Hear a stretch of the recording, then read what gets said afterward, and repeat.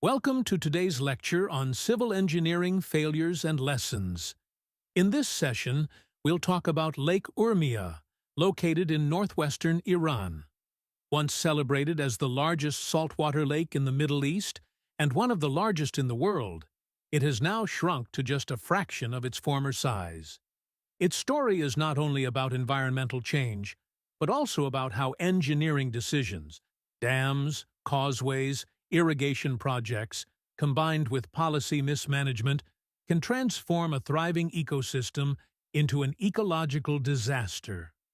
Lake Urmia is a case study in how good intentions in engineering, when not carefully integrated into environmental planning, can lead to long-term failure. Lake Urmia sits between the provinces of East and West Azerbaijan in Iran. For centuries, it was an ecological treasure, home to brine shrimp, a critical food source for migratory birds like flamingos and pelicans, and a place of natural beauty that supported tourism, agriculture, and local communities. At its peak, it spanned nearly 5,000 square kilometers, making it larger than some entire countries. But beginning in the late 20th century, human interventions began to reshape its fate. Infrastructure projects intended to support agriculture and economic development gradually deprived the lake of its lifeblood, water. What makes this case especially relevant for civil engineering is that it wasn't one single project that doomed Lake Urmia. It was the cumulative impact of many poorly coordinated engineering and policy decisions. The collapse of Lake Urmia can be traced to four main causes, and almost all are connected to engineering. First, dams and diversions. Over 40 dams were constructed on the rivers feeding into the lake, including the Agche and Mahabad. These dams were designed to provide water for irrigation and urban supply, but they dramatically reduced the inflow that sustained the lake. Second, irrigation mismanagement. Water-intensive crops were promoted in an already semi-arid basin, and large-scale withdrawals siphoned off the rivers before they could replenish the lake. Third, infrastructure fragmentation. In 2008, the Shahid Kalantari Causeway was completed, effectively splitting the lake in two. The structure restricted water circulation between the north and south basins, accelerating salinity imbalance. Instead of a single dynamic lake, Urmia was cut into compartments, with one part drying much faster. Finally, climate pressures. Rising temperatures and drought worsened the situation, but they were not the primary cause. The overwhelming factor was human engineering without integrated planning. The results were catastrophic. By the 2010s, Lake Urmia had shrunk to less than 10% of its original size. What had once been an inland sea was replaced by vast salt flats. As the water receded, salinity levels skyrocketed, reaching nearly saturation. Brine shrimp populations, the foundation of the ecosystem, collapsed. Without shrimp, migratory birds lost their food source and disappeared.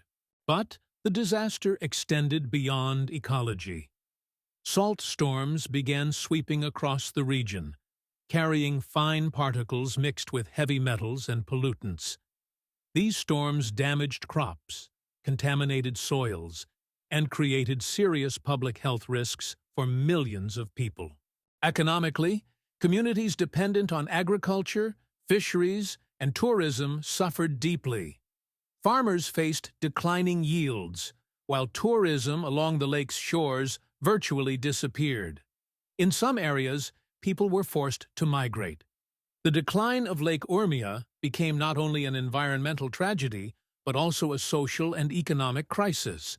In 2013, recognizing the severity of the crisis, Iran launched the Lake Urmia Restoration Program, with support from international organizations like the UNDP and JICA. The plan included reducing irrigation demand, modifying dam operations, and re-establishing environmental flows to the lake. Some progress was made, especially in wet years around 2019 when water levels temporarily rose. However, progress has been uneven. Political and financial constraints, combined with ongoing drought and climate change, have slowed the restoration. Local farmers are still under pressure to use water for crops, while enforcement of restrictions has been difficult. In short, the lake's restoration is fragile, and its long-term survival remains uncertain.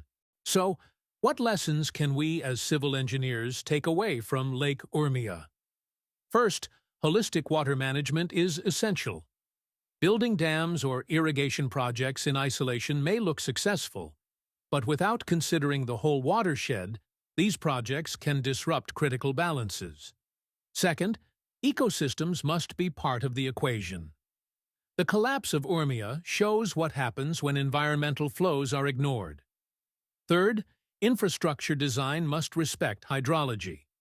The causeway should have been designed to preserve water exchange, but instead, it cut the lake in half.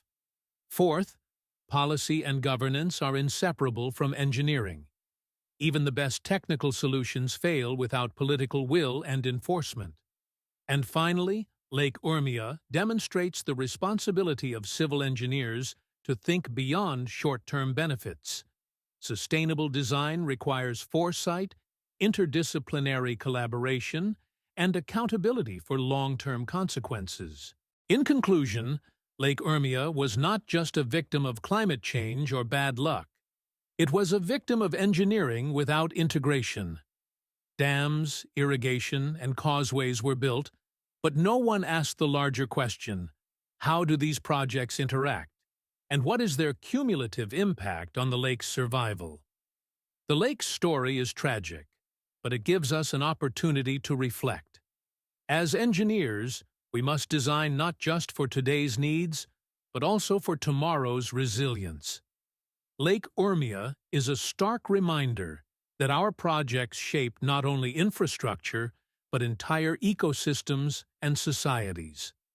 Thank you for joining this session of Civil Engineering Failures and Lessons. If you found this video helpful, don't forget to like, share, and subscribe to the channel for more deep dives into engineering successes and failures. And be sure to check out the other videos in this series to continue learning from the past to build a better future.